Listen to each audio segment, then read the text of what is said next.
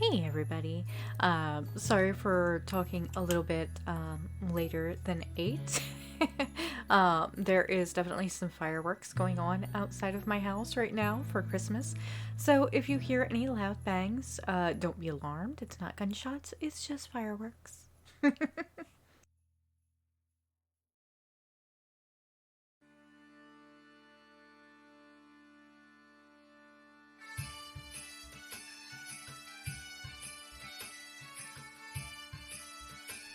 Hey Noah, how are you doing today?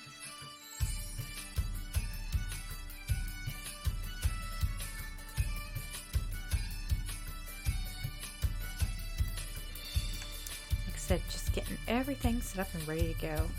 Oh yeah, definitely sleepy. I could imagine that, especially with it being Christmas Eve. Did you have a nice day off though?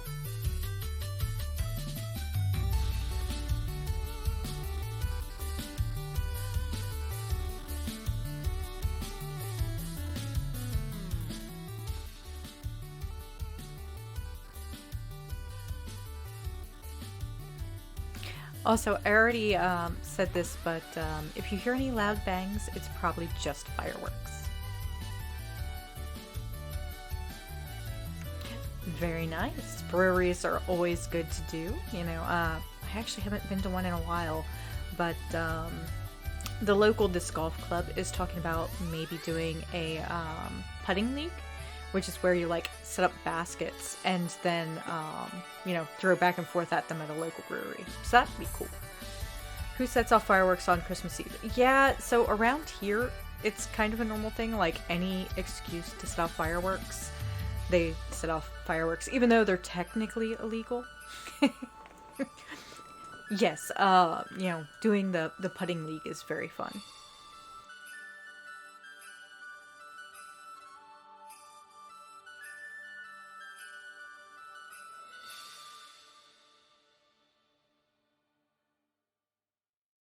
So right now I've got pretzel Christmas music going, but I think I might, you know, pause it if it gets too loud or if it's not loud enough. I don't know.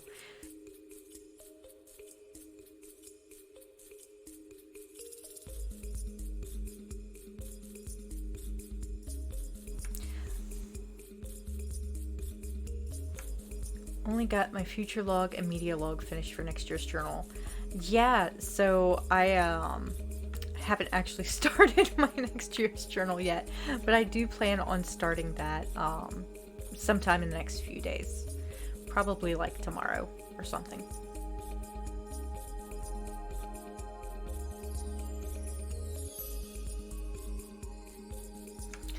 But yeah, for the most part, my plan for tonight is just to chat, spend some time with friends and stuff for the holidays, because it is, Christmas Eve. And maybe, I don't know, get a few drinks or something going and, just chill with people. Um, Figured talking about IT, journeys, mental health, whatever, whatever sounds good to people. Exiled said he will join us, so he is currently waking up from a nap. Your last Advent wine is champagne. Nice, nice. Is it like a brut or a rosé or what kind of champagne you got? Brut. Okay, okay. I typically don't like brut by itself. Um, more of like the dry champagnes, I guess. But mixed with fruit juice, it's pretty good. Yeah, exactly. Mimosa or doing it with like strawberry and like coconut. French 75. I do not know what that is, but I will definitely look it up. Oh, yeah, it would probably be good with apple cider. Yeah, that's true. Because it would give that like a little bit of bubbly and spice.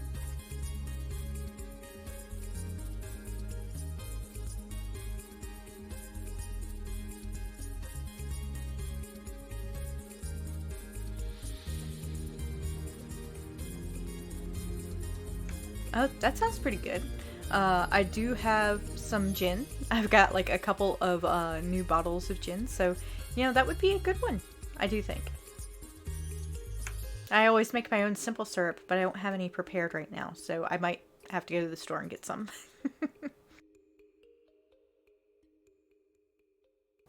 I also am out of sugar. I didn't think about that, so.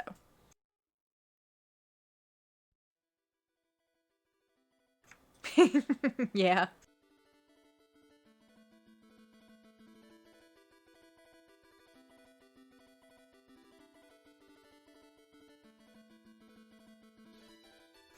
I did buy myself a new set of pans, so that's nice. I actually used them to cook the chicken today. So what I did was I started making the rice, and then I set that, to the side on a burner. It was really good. Like, I didn't take a picture of it because I was too busy stuffing it in my face. But, yeah, it was really good. And then I took bacon and I cut it into, like, small, little, tiny strips, put that in the saute pan, and, cooked those, pulled them out, left the grease in there, and then I put one small sweet onion in to saute with it. Then I put in the chicken breasts. I took them and like butterflied them, and then I put those in on top of it. And I browned the chicken on both sides, and then I reduced the heat, put in the gochujang, the green beans, and then I covered that and cooked it for a while. And once it was almost done, I went ahead and took the chicken out, made sure that it was almost there, and then I put in a cup and, no, 2/3 of a cup of heavy cream, and mixed it all together, put the bacon and the chicken back in, and then left it for a couple minutes more until the chicken was done. It was really good. Yeah, it was really good. And I used like the medium heat gochujang, so it was like a little bit of a spice bite to it. Oh, and I put lemon juice, or not lemon, pardon, lime juice. It was really good, yeah.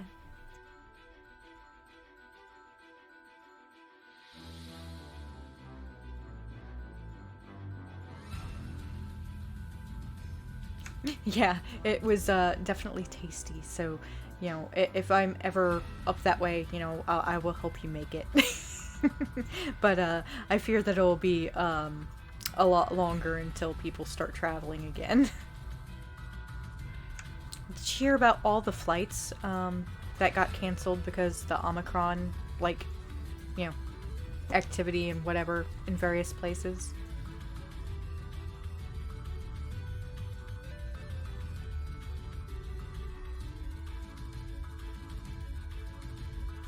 Yeah, a lot of places are starting to shut down again, even though, like, there's no federal mandated shutdown, but there are, like, federal mandates going into effect.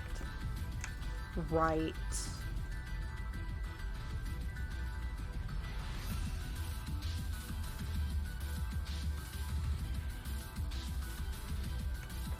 But, right now I guess we can just appreciate the holidays.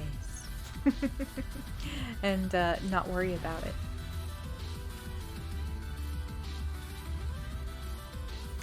Speaking of, let me get a drink, and I will be right back.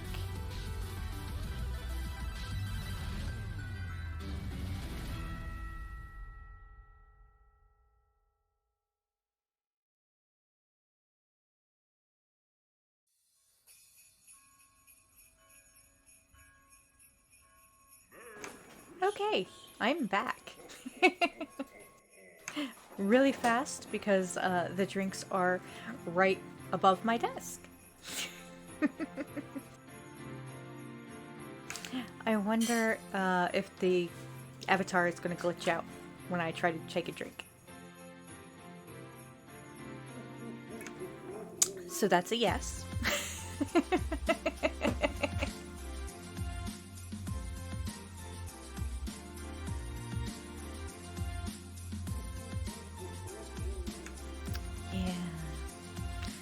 So, talking about, IT stuff, we did Grumpy Hackers earlier this week on Wednesday.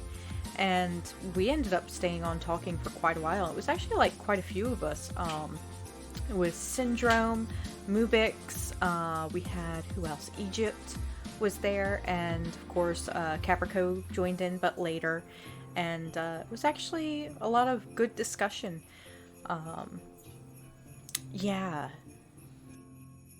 Hey, that's all good. Board games are fun. I will say that it was fairly technical discussion because a lot of them are red teamers, but Mubix had like gone down a nerd snipe rabbit hole of figuring out log4j stuff.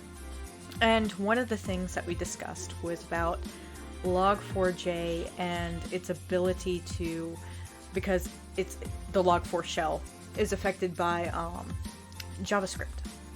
So you could take JavaScript, attach objects to it that could be transferred through Corba.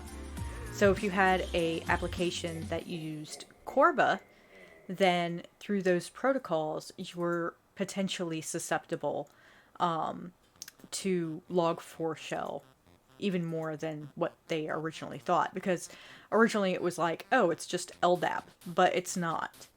And yeah, so pretty fun.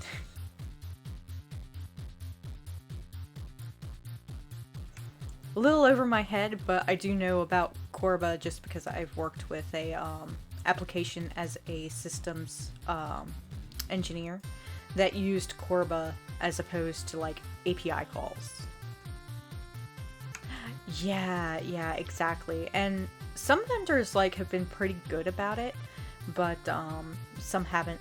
And like Dassault issued a thing talking about SolidWorks and some of their other applications that were susceptible to it and how they've put out patches for that.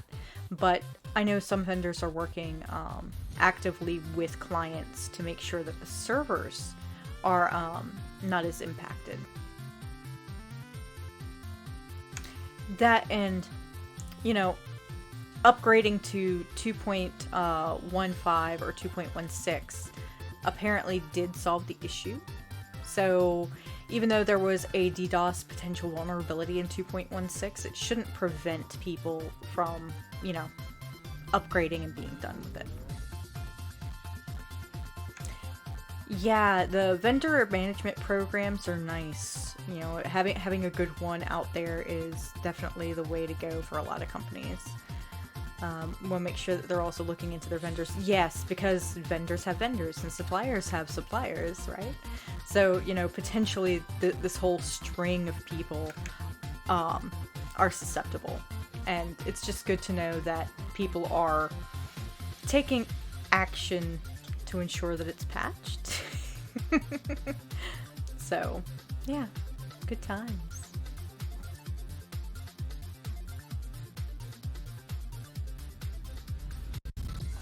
I must say, she looks very funny when I am taking a drink from this bottle.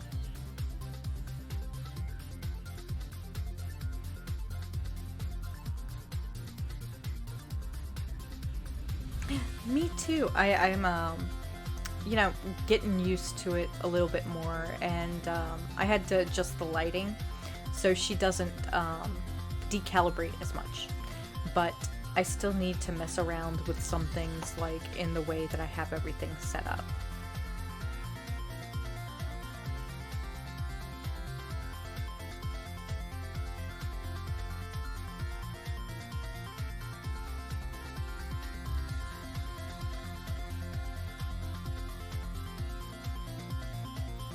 I'm thinking after this stream, hubby and I are probably going to catch up on Witcher so that we can watch the new season. But we have to finish one movie of Star Wars first, since we started Star Wars all the way from episode 1 again in chronological order, not order that they came out, but in the order in which events happen. So we have one final movie, and then we'll catch up on Witcher. And then I think Boba Fett airs the 29th. Right, right. I too like to watch things in order. Like, not necessarily in the order that they were, you know, what do you call it? Released. But in the order in which they were meant to occur, like timeline wise. Like, what was it? Oh, Terry Brooks. So he wrote the Shannara trilogy, and then he went back and wrote the prequel First King of Shannara. But I like to read First King before reading Sword of Shannara, because chronologically that's how they happen.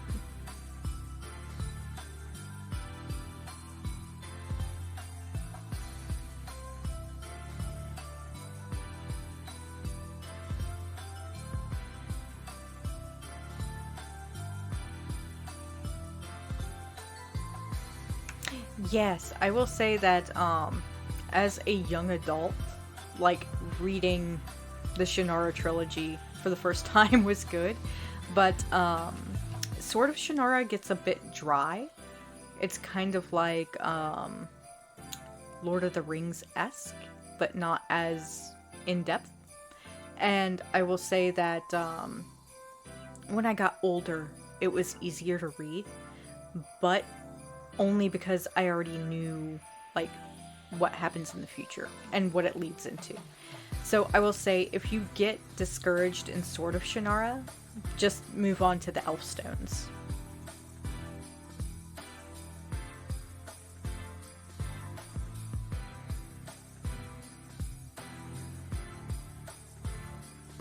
Mm-hmm.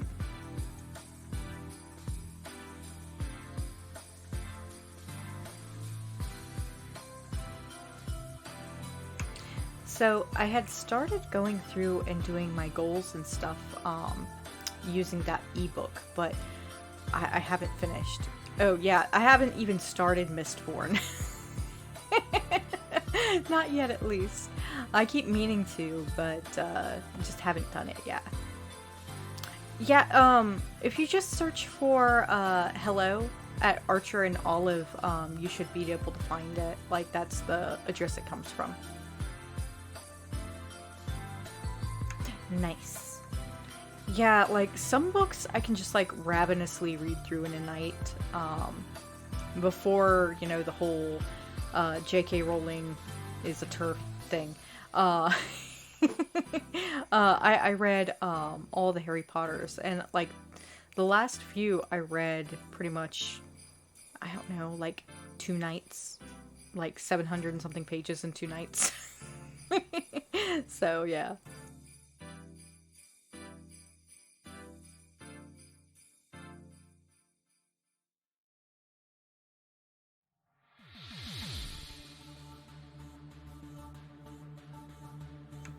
I was thinking that since I've got a thing on stream, or not on stream, jeez, I've got the H.P. Lovecraft book that I got for Secret Santa. I was thinking I could probably read some of those on stream. I just gotta, like, figure out which ones would be good to do. But yeah. Cats of Ulthar is a pretty tame one that's good to stream, I think, probably. Because it's not too long either.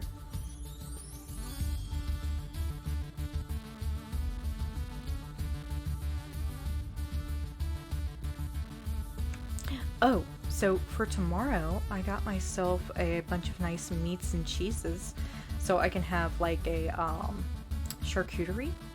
Yeah.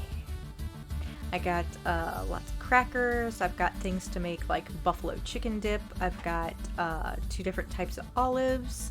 I've got a bunch of cheese. Got a bunch of meat. Nice. I love a good cheese board, you know. I've got, like, a full gamut of European cheese. I got, like, Scottish cheese, and then I've got, like, Spanish cheese. I didn't buy any brie, or else I would have French cheese too. But But I did get some sweet goat cheese because I like sweet goat cheese.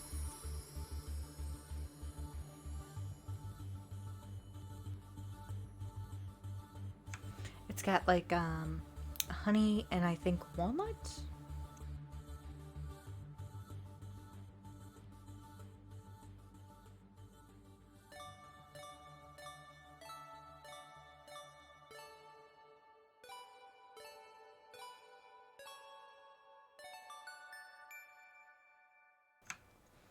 Yeah. So, on topic for tonight, we've already touched a bit on IT, but talking about the goals, right? That I was going to finish up and still haven't.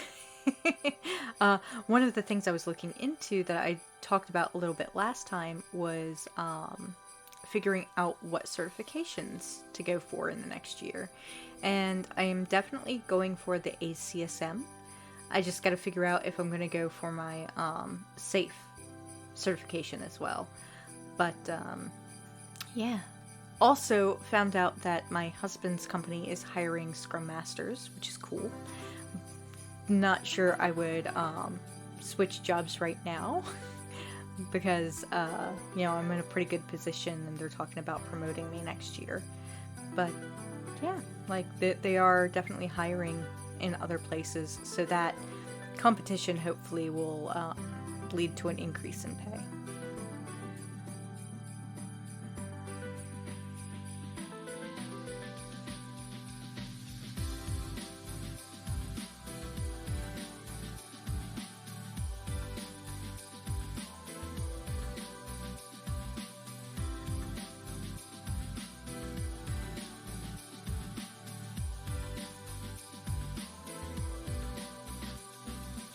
Right. So what's interesting is the path doesn't just have room to grow like within this one job, but like there's a branching out amount of associated jobs.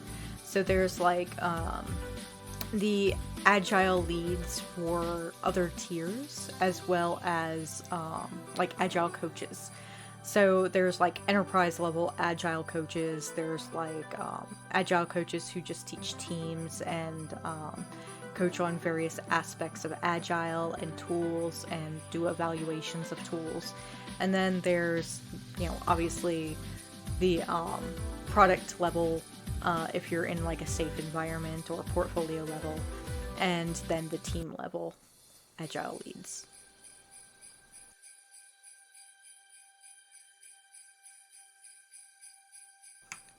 In fact, in the new year, I'm going to be working with the portfolio to get them more on board with like the cadence that the delivery teams are doing. So I was talking to the lady who is basically my position, but on that team, and they don't do like regular retrospectives. And I'm like, you've got to keep on a cadence with those. You actually have to do them, and you have to do them when you're supposed to, because if you're not sticking to the proper like event cadence, then everything just gets screwed up. And if you're not like looking back to see what you can do better, then how do you improve? And she was like, I didn't think about it that way. I just thought like we would improve naturally. And I'm like, well, what did you agree to work on? And she's like, oh, well, we're just like doing stuff as the coach tells us. And I'm like, that's great, but you didn't have a coach for like 4 months. And now that you've got a coach again, you can't rely on him for everything. You have to want to do better. And that means you guys have to take it upon yourselves to, do things that would improve you.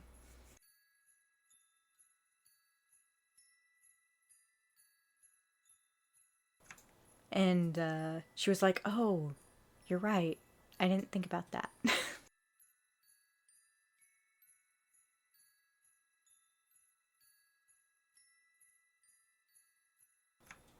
Yeah, so that's really good. Just sitting down, talking about how everything went, what you can work on, and go from there. And like having that continuous improvement and like candid discussion really helps improve how people relate to one another, how people, work or live or play with one another. So just being able to have that is good. Right. You can't skip it. You can't, just not hold it. Sometimes, like, it's okay if people on the team don't come, but you need to have the meeting regardless.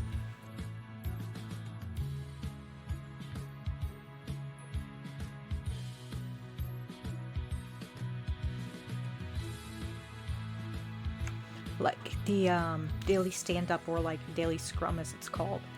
Like, if people don't show up to that, they might have a valid reason. It could be that, they're working on something hot and they just can't make it, or they've got another meeting that's running over, or they've got a meeting with the customer that like got set up really quickly for an issue or whatever. So yeah. Yeah, retros are really nice. Especially if your Scrum Master or lead knows what they're talking about.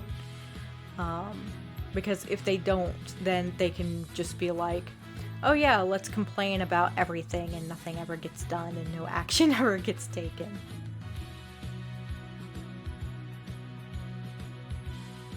So they can be if they're done right. So I'm guessing the way that you're doing your daily stand-ups is that it's more like a status meeting. Is that correct? Okay, so they're not supposed to be a status meeting. So daily scrum or daily stand-up is supposed to be a meeting where you're planning out your day and asking for help if you need it. So the meaning of the meeting is for the people on the team to say, hey, here's what I'm working on and here's issues that I'm having. And this is what I plan on doing today. And it could be that something else is hotter, right? Or more important, or somebody's having an issue and they're working on something that's more important than you are, or more, not necessarily important, but more priority. And they may need help. And it's to allow the people on the team to like swarm to attack issues.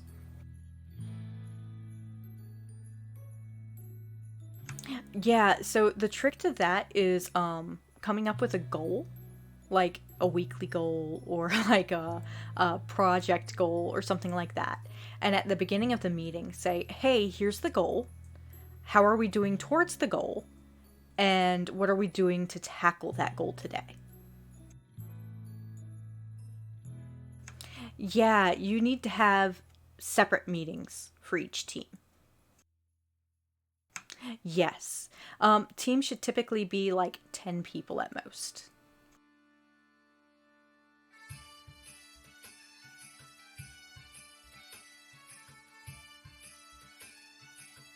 You can have larger meetings, like once every 3 days or whatever.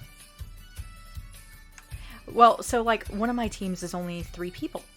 And, the meeting is for those 3 people to talk about what they're doing towards their goal. And it's okay that there's not more than that, right? And then my other team is only 6 people. So it's like you can have smaller teams meeting to discuss what their goals are for that day. And then have a larger, what they call a scrum of scrums, which means like all of the teams meet together like once every 2 days, 3 days, whatever, to discuss like the overarching plan.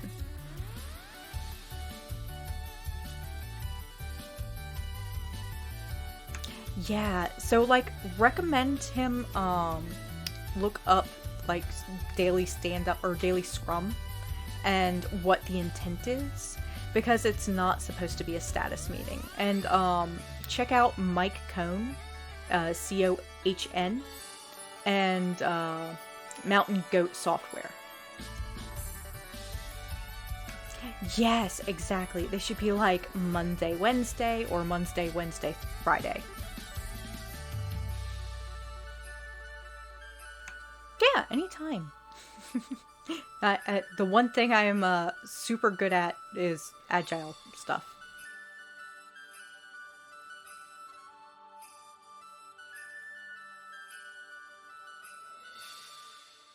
Nice. Like, just having that bit of unwind is good.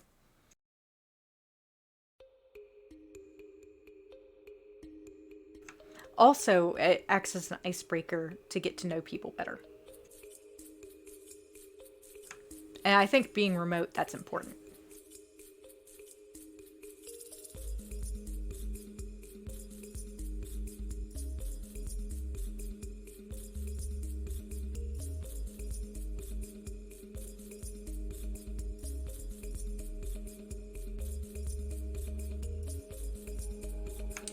So, any big plans for holidays? Oh, wait.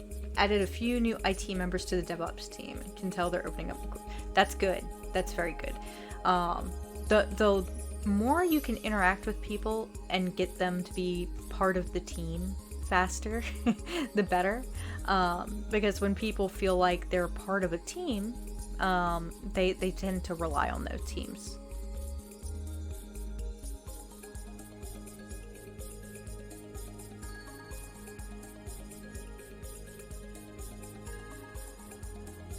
Nice. Yeah, having moms and doing stuff with them is always fun. Also nice, you know, having people like onesie twosies come over. Hey, what's up, Pone, please? Thanks for joining in tonight.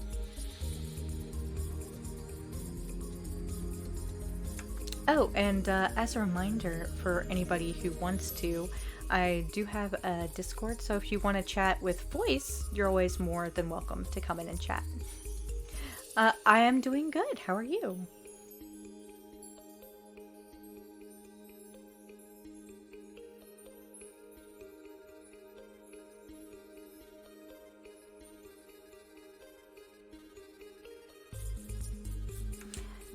So yeah, and also to remind people, if the music is too loud or annoying, just let me know and I can adjust.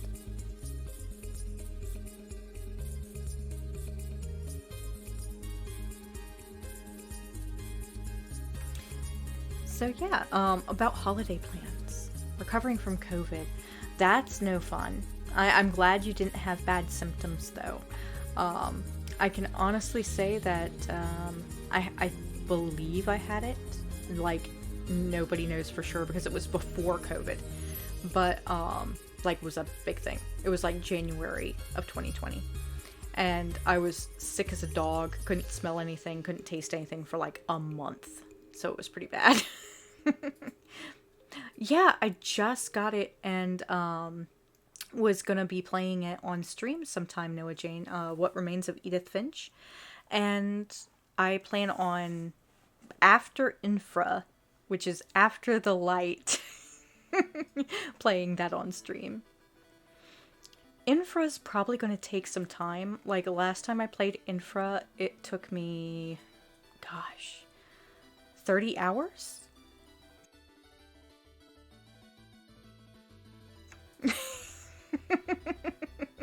Yeah.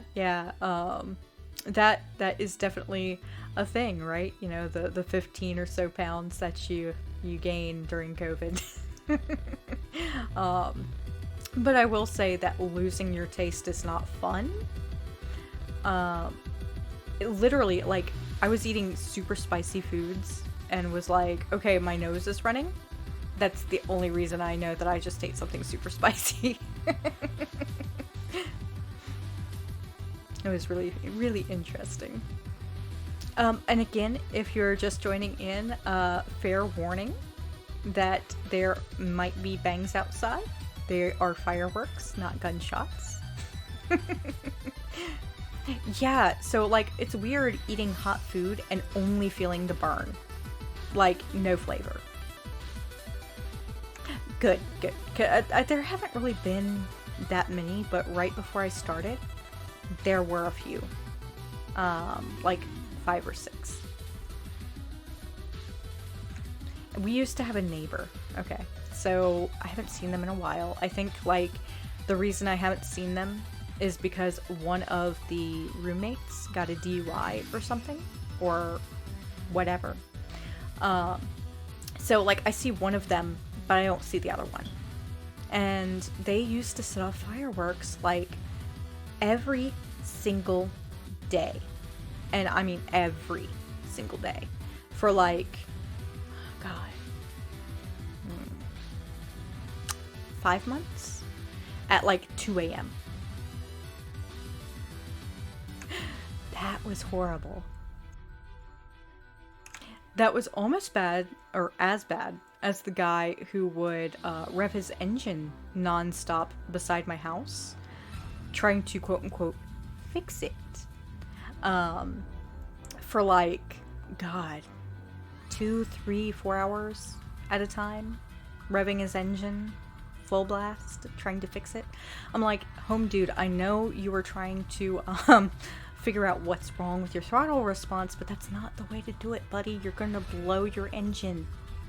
Like, your head gasket's just gonna go sky high, you're gonna throw a rod, and the piston's just gonna go boom, right through the top of your little F-body Mustang.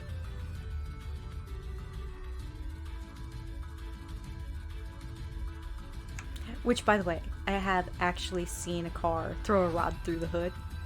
Fun times.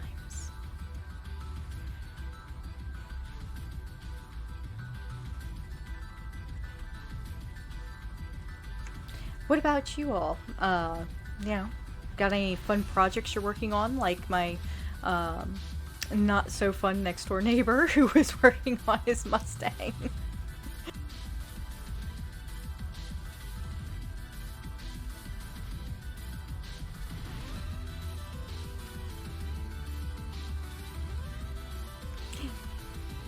Gotcha. Yeah, I really don't have much crazy going on as far as projects. I do have, of course, my journaling and stuff that I'm doing, and we've got the 3D printers. Hubby had a cool idea for a mini disc, like a marker disc, that also doubled as a money clip. So that was kind of interesting. Trying to figure out how to stream VR golf. That sounds fun. I've seen a few people stream VR games, but I myself have not tried. I did get a capture card, so I'm going to be setting that up as soon as I get the M1 Mac Mini in here. And I'm actually going to tie the PC through the capture card and then back to my 4K monitor so I can stream in HD, but it'll output back to the monitor in 4K. So I'll be able to do the streaming from the M1, which should alleviate some of the strain on my PC. Even though my PC is a good PC, with high quality games, it can still sometimes cause issues.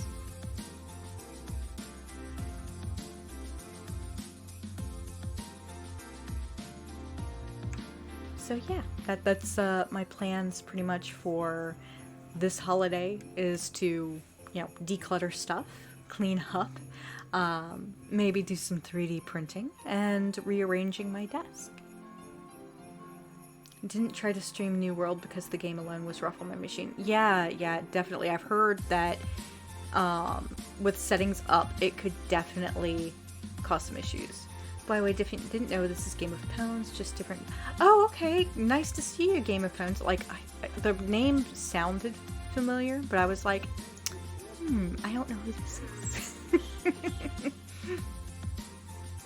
We did meet on the InfoSec Discord, and I honestly left most of my InfoSec Discords because I am not in InfoSec right now, technically.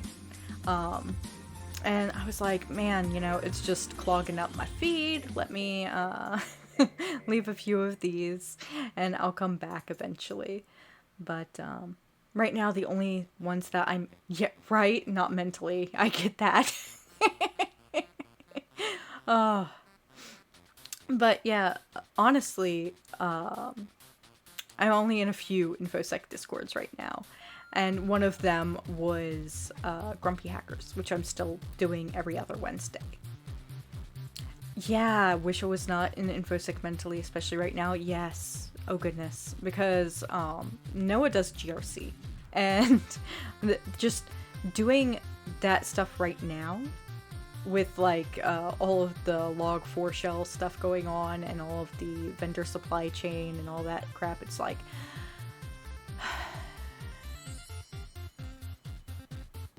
yeah, it's a lot.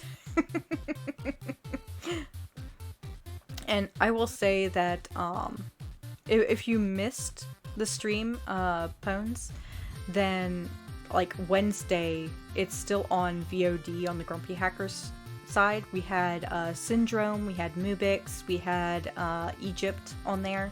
So it was a really good discussion. Was glad I'm a pen tester when Log4Shell came out. It was like, well, holiday. Yes, exactly.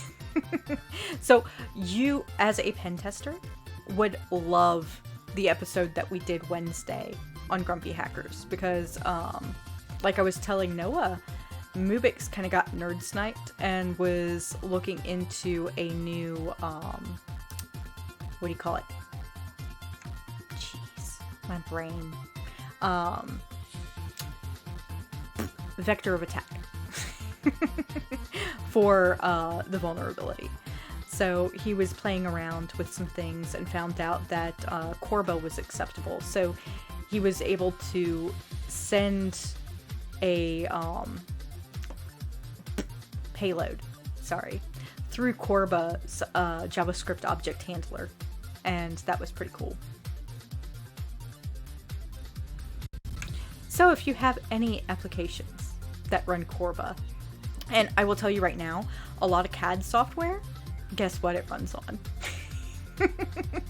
And PLM software, guess what it runs on? Because from a vendor whom I will not name, we were told that to make the program run on standard protocol, not Corba, and just use API calls, they would have to rewrite the entire software, and they weren't going to do that. I wonder if they will now.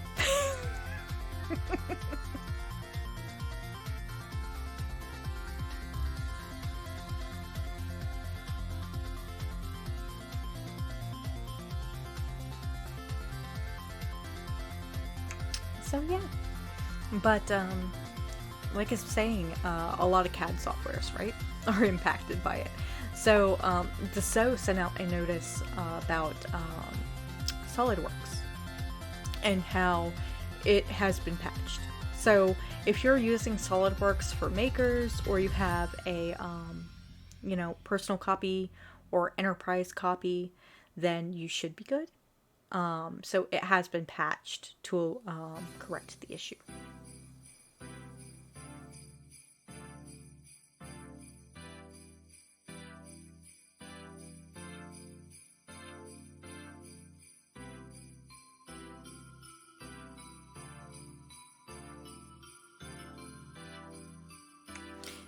So, as far as other news, I don't really have much IT news, but was thinking soon, with Mubix's help, I'd like to start doing fireside chats over at the Grumpy Hackers channel, and going from there.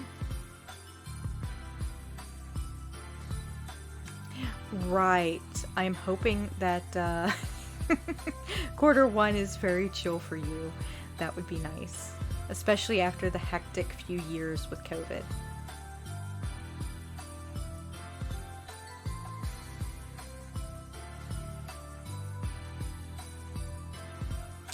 For me, I am going back to work and it's going to be hectic.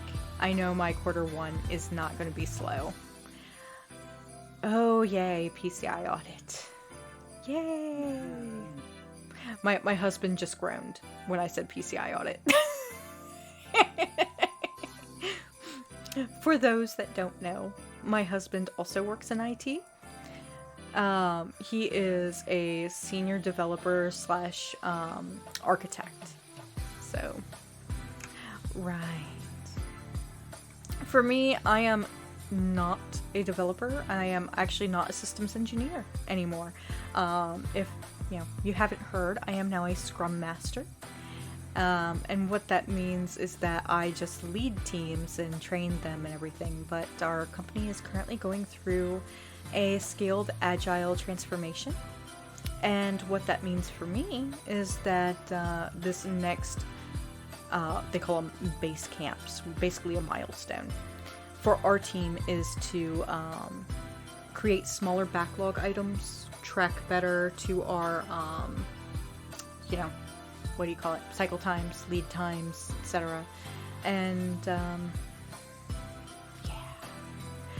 the teams have been fighting me a little bit on smaller backlog items, so we'll see how this goes. Basically, oh well, this script has existed for 20 years, and we're not going to break it apart into smaller scripts and start using libraries right now because this script is 1,000,000 lines and it's existed for 20 years, and you can only be in one thing at one time. I'm like, that's great, but that's tech debt, and you should really, really work on that. So, yeah, that's gonna be my first quarter, is working with the teams on that. Tech debt! Woo!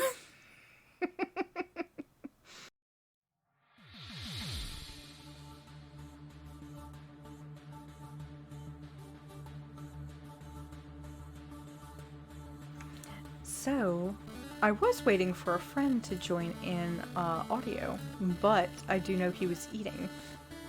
What do you call the administration version of that? Admin debt. No, I still call it tech debt. Anything that is technical in nature, even with like, oh, okay, so like documentation stuff. Oh goodness. I don't know. I guess I would just call that debt. But I feel you there. Procedures, documents, SOPs. Yeah, I get that. That used to be my life as a process improvement analyst, and just having to update things, change things, modify things. But because that was technically my job, I don't know if I would call it debt, because like it was something I was getting paid to do. Yeah. The basically process improvement analyst, Noah, the only thing it adds on top is to evaluate things through lean methodology and streamline processes, and then rewrite the documentation, procedures, and SOPs based off that.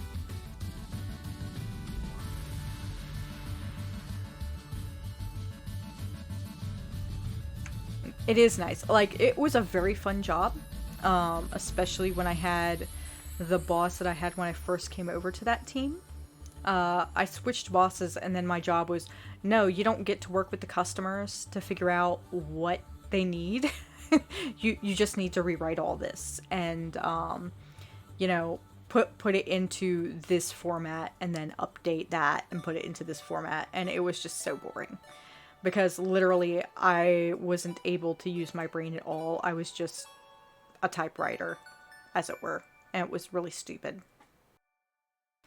But the boss I had when I first came over to that team, he would let me pretty much do anything at my discretion that needed to be done on the team, regardless of my title. And that was a lot of nice, fun stuff to do. So, like, we did a few national shipbuilding research projects, which were an SRP program. So we went through and, like, had a project that was an R&D thing. And we would actually go in and test the functionality, come up with the baselines and all that, and then my job was to demo it to the Navy. And that was a lot of fun. So I would get to test the software, streamline it, figure out what was going on, write my recommendations back to the company, and then had the ability to write the demo, do the demo, and afterwards do training on it for when it came into the company.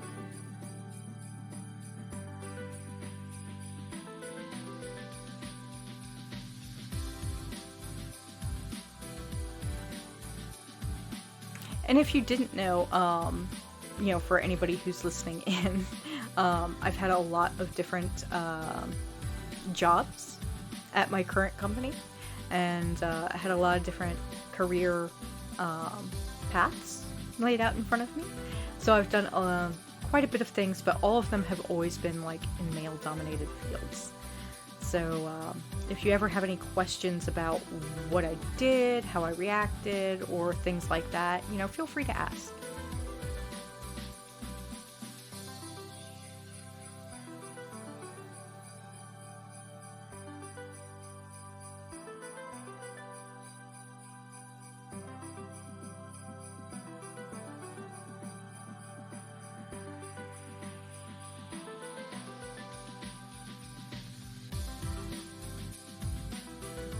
Oh, I have a message. One moment.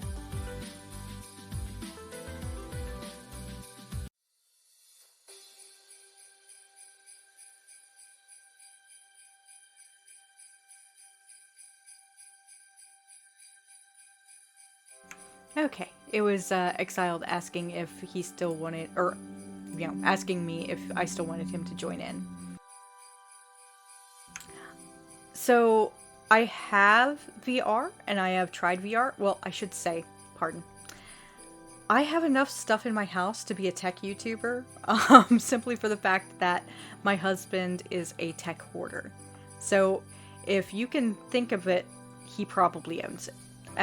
We have like 7 different VR headsets, I think. Maybe 8. Maybe. I don't know. Anyways, the problem is, for me, the VR headsets that I have tried, they cause me to get motion sick. Because anything with like a refresh rate, with like a high field of view, causes me to get nauseous. And I think that's partially due to my stigmatism. And it's not an issue for some games. Like if there's a heads-up display and stuff. So yeah. Yeah. Probably stuck in VR permanently is right.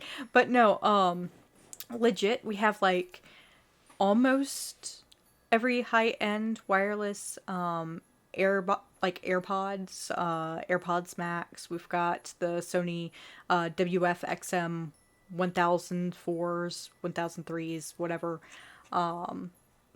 Yeah, astigmatism does get in the way of a lot of things, Noah.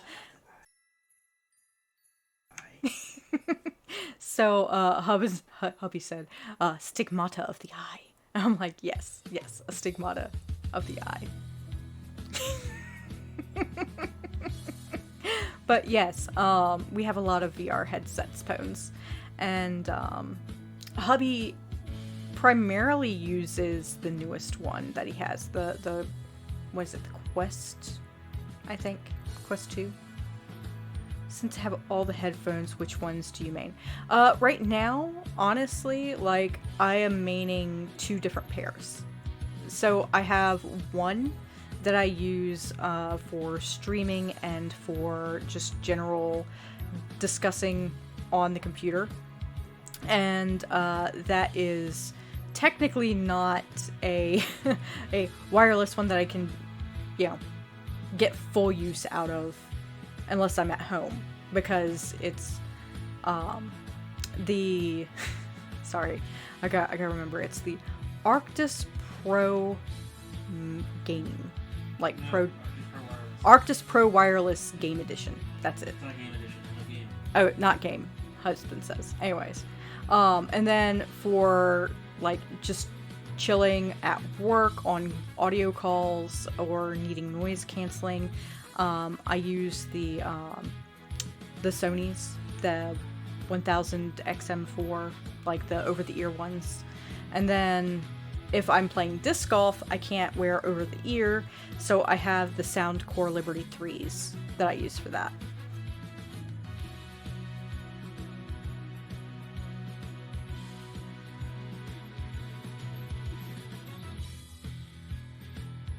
It's funny because, like, I can look over at the shelf beside me and see, like, 6 different pairs.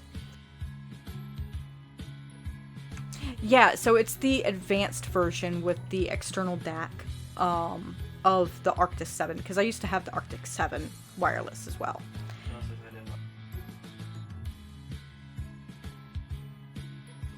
So this one, the upgrades basically is like high definition audio. It has the ability to do, like the Arctic 7, the wireless direct to the ear, but like, bleh, to the earphones, and also will do Bluetooth at the same time.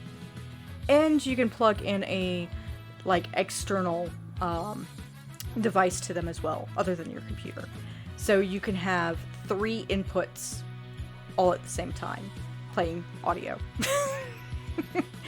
Which is kind of crazy. Gotta eat a cookie and pretend like Santa ate it. Yes, go do that, definitely. Because if you don't, your kid will definitely think Santa didn't come.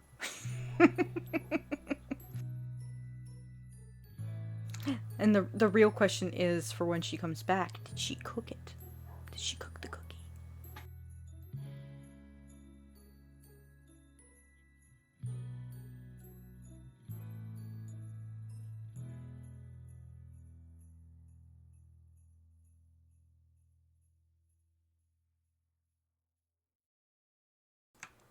So my goal for these type of streams is just to like be freeform.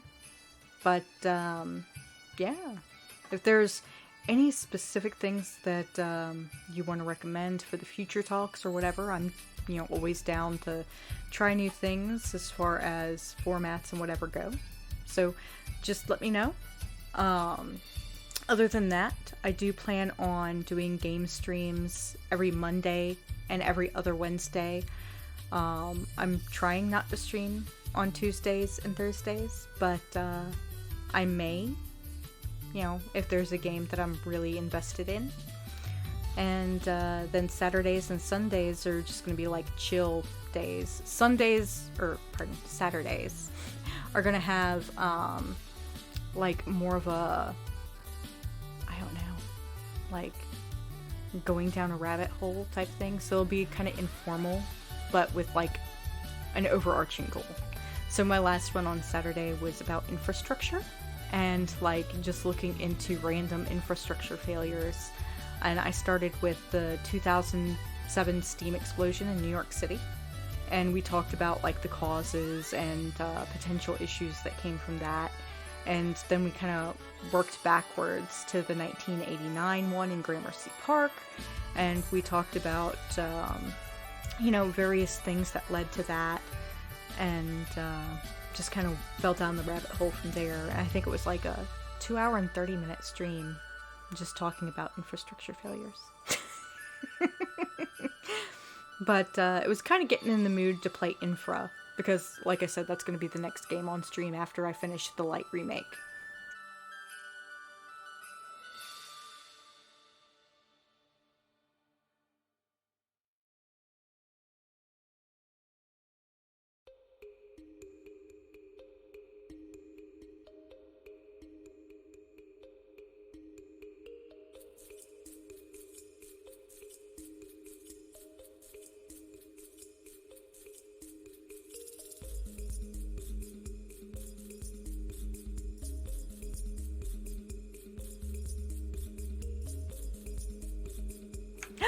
Santa came? Now the real question, Noah, is did you cook the cookies yourself so that you had to eat the cookie?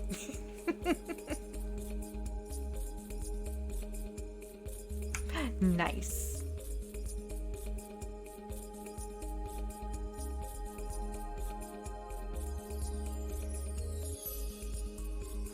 I really do like cookies, so, good times. I was thinking about making some, but like I said, I didn't pick up any sugar. Ooh, snickerdoodles are good cookies. Very good indeed. But I guess I could do cheese instead of cookies. Because like I said, I got myself like a couple of different packs of cheese for the holidays. So I got like Scottish cheddar. Oh yeah, cheese is sometimes way better than cookies. I got Manchego. I got a couple of other ones too that are really nice. Luckily, you never have to be Santa lactose intolerant. Instead, give way when my stomach's. Yeah, that can definitely be an issue. Give me just a moment. It seems my mother has come downstairs to say hi and Merry Christmas, so I will be right back.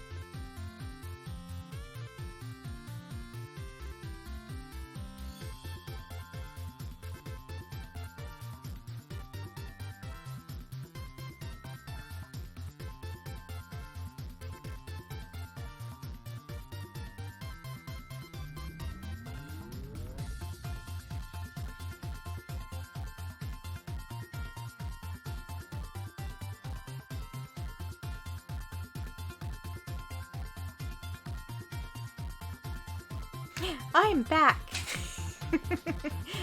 Mommy came down and gave me Christmas presents, so she was the Santa mommy.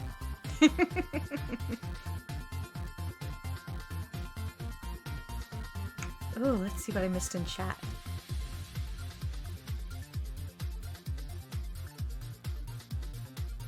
Cookies and bourbon for Santa. That sounds good. Could go for old fashioned. That also sounds good. Buffalo Trace is a very good brand.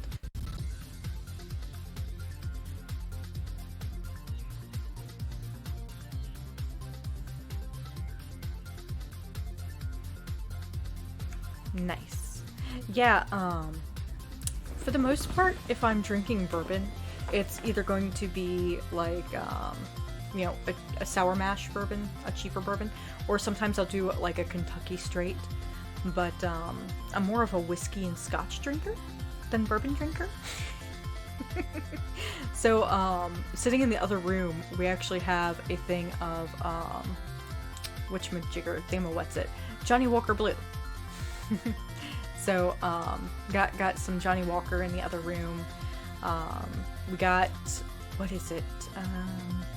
Macallan's in the other room as well, like a 12-year. And we have a few others as well. Oh, we have a Macallan 18, pardon. Venn diagram of bourbon drinkers, InfoSec workers is super interesting. Yes, like there's a ton of people who are like bourbon, whiskey, scotch drinkers who are InfoSec. So like, there's of course like the stream/podcast of Hackers and Bourbon. So that's quite interesting. And I think there's another one too. I'll have to look it up.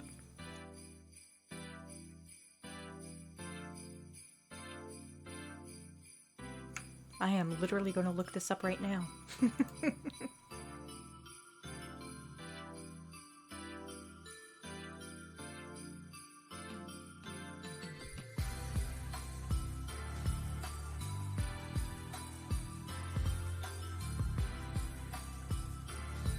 Because I want to know. Hackers with Bourbon, that's the one.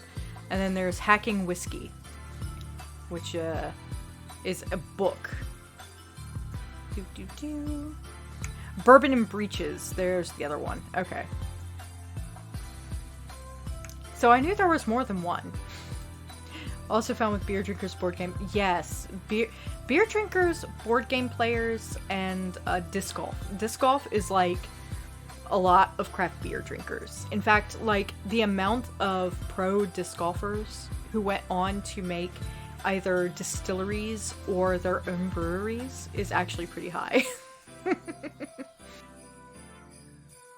Right, Bourbon and Breeches is a great name. That definitely sounds like a pretty fun name.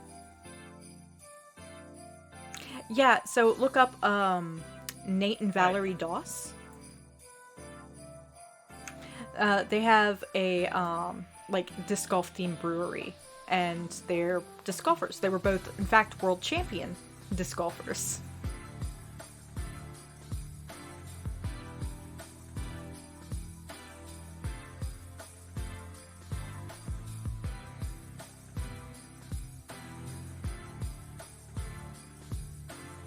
In fact, I will put it in chat just so you can take a look at it.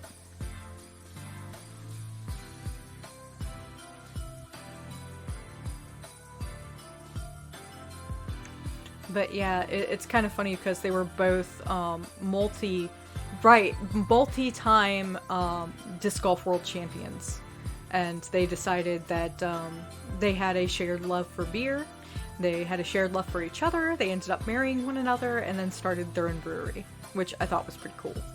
And now I don't think either one of them really tours. Valerie might, maybe.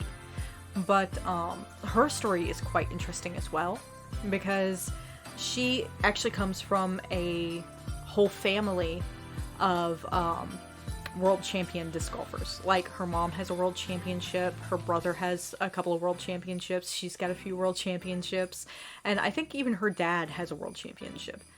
So, quite interesting.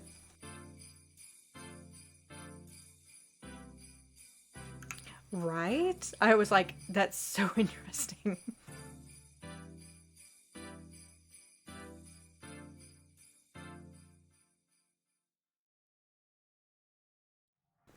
my mom got me some holiday booze. So trying it out. It's something I've never had before because I typically like don't drink too many fruit liquors. And it's Alizé, imported from France, with passion fruit and cranberry. So that's kind of interesting. And it tastes pretty good. Like, it's super sweet, but I would expect it to be.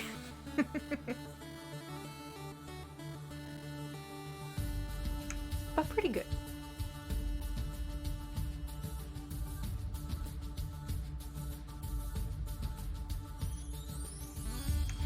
She also got me this nice little heating pad for my shoulders.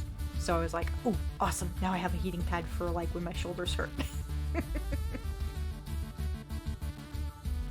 Okay, night Noah. I'll probably log off in a few as well, since we have been going for a bit. And yeah, I have alcohol to drink. I know I probably shouldn't say stuff like that on stream, but I don't care. I have alcohol to drink. And with that said, I'm probably going to go ahead and go. If you have not already, you know, feel free to join my Discord channel. Right now, it's not too happening, not too hopping, because there's only a few people in there. But you know, it's where I stream from, so if you ever want to join me in voice, that is where to find me. And I actually post updates like of what my schedule is for the week, so that's there as well. And with that said, I guess I will go ahead and end it here for tonight. Thank you all for coming. Have a great, lovely, and safe holiday. Merry Christmas. And if I don't see you before New Year's, have a wonderful New Year. Bye, everybody.